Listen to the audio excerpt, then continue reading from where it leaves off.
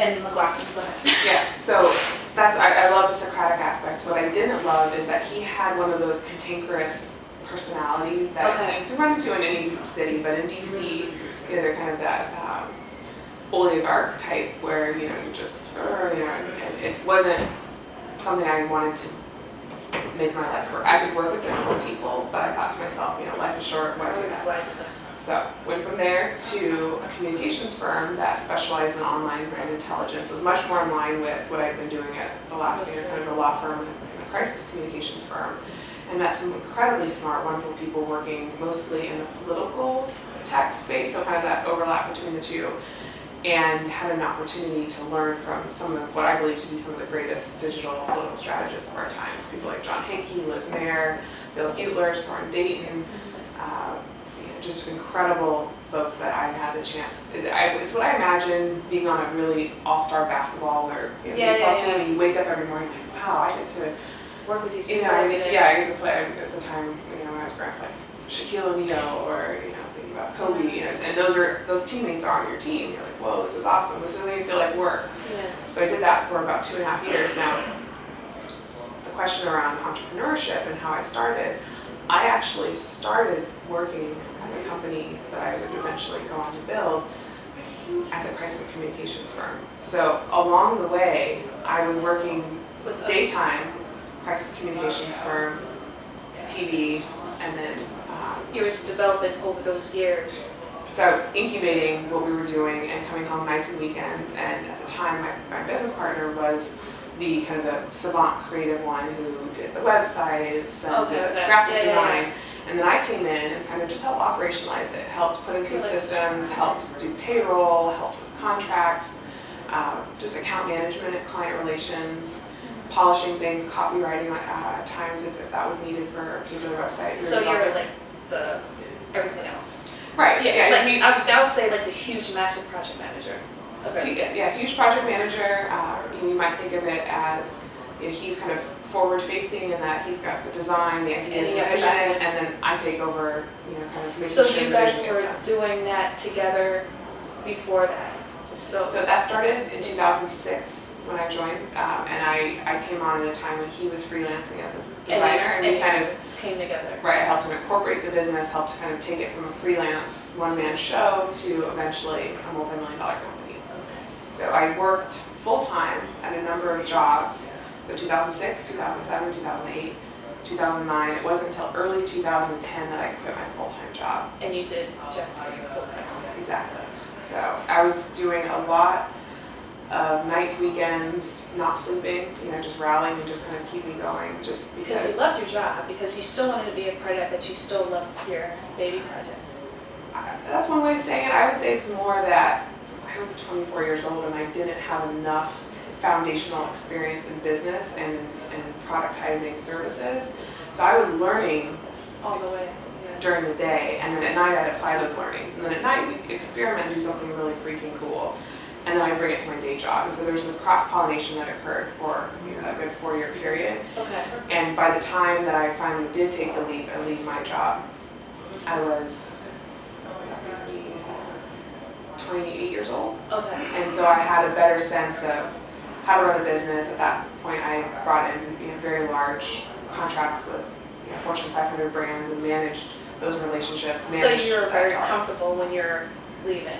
Right. I think there's a lot of glamour around this kind of 20-something entrepreneur who comes up with some great idea and then gets some financing and then up and to the right and builds this big thing. I think the truth be told, the entrepreneurs that are the most successful are ones who bring a lot of life experience before that moment, because you don't, as an entrepreneur, you don't want to spend your time wasting it learning the basics, because everyone else is coming in at this level. So you don't want to spend your money, time, energy doing this. You want to go like that. You want to build, right? And so for you to be competitive in the marketplace, whether you're some sort of enterprise software or you're a creative agency, you don't want things like payroll or to be in personnel. Well, not just to be in your mind, but to be the thing that you're like, gosh, how are we gonna structure this?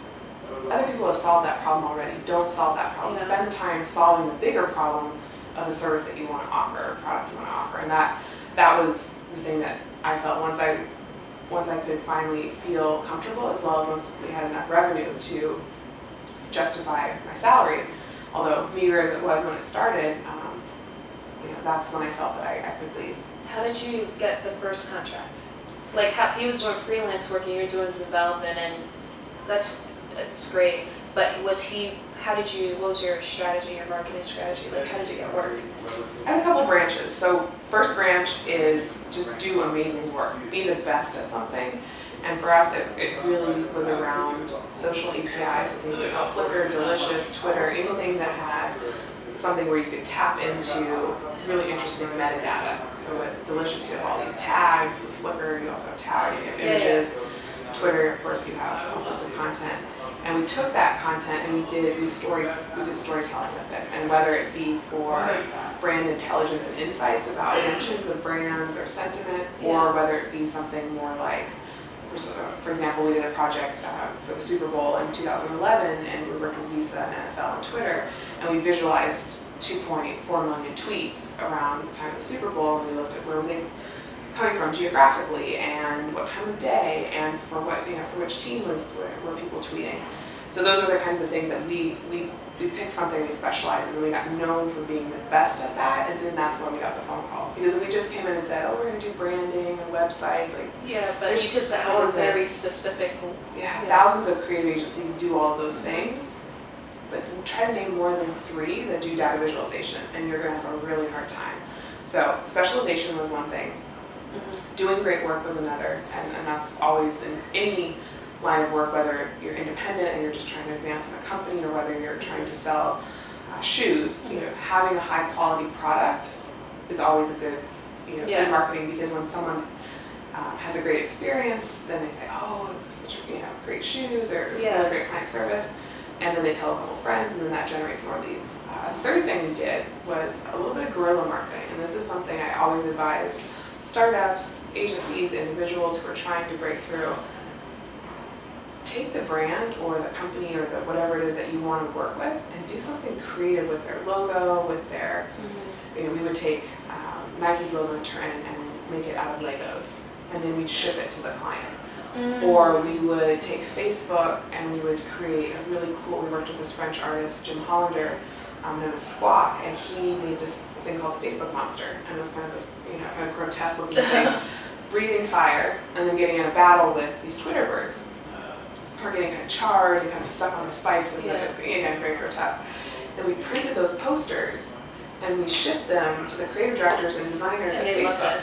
They loved it. And then did they just pay you after that, or you just like, thank you? No, you don't go into one of those types of scenarios looking for an immediate return. It's just like buying someone flowers on a first date, right?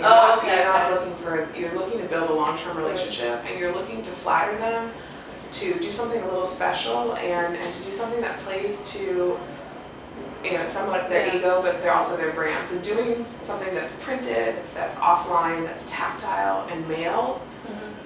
Very few people do that anymore. Everybody does tweets and I follow them on Facebook or LinkedIn. And sure, you can connect to people digitally, but that's just so noisy. What's not noisy are people's actual physical mailboxes. I know.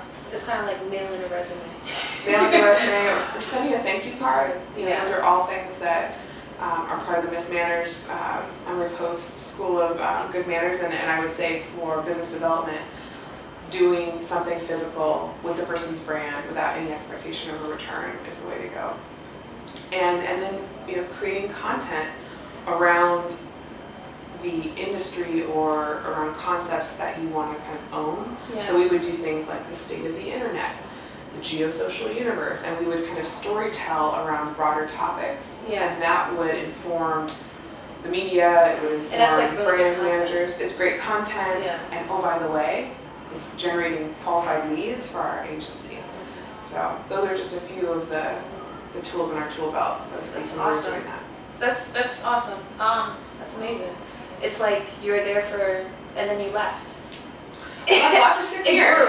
Yeah. 6 years. Oh, okay. So I was there for 6 years, and it's one of those things where from ages 24 to 30, you have a lot of professional growth that happens. You have a lot of just life happens, and it was a wonderful experience. I have so many things, so many memories. We did the first check-in from space with Foursquare and NASA. Yeah. We won a Peabody in 2009 with C-SPAN for our redesign of their video archives. We worked with, as I said again, the Super Bowl and NFL stuff. We worked with Nike. We did all of the visualization work for Google around the 2012 election. So incredible projects. And at the same time, there was part of me that just knew, I like building and I like kind of bringing it to a certain place, but then it was just a little bit more of the same. And I thought to myself, I want to keep moving professionally, and I also want to do more in the product space. Services and products are two very different worlds. It's two different worlds. Yeah. And so as you can tell from my career, law, communications, creative agencies, those are all service-based experiences. And in our world, products are very important, especially technology-driven products.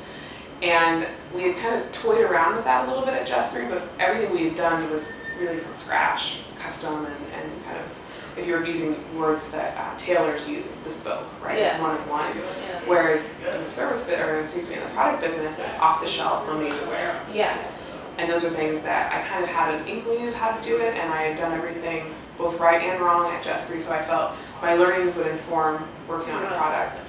And I began looking for a new opportunity and kind of put the feelers out there. I had some interesting conversations with a lot of companies, ranging from people in agencies to venture capitalists to other startups. And ultimately, I took the job that I did for two reasons. First and foremost, above all else, and this is, if you take nothing away from me today, let it be this. Work with people that are wonderful people. And wonderful is a 360 term for me. It's wonderful because they're the best at what they do, they're kind, they're hardworking,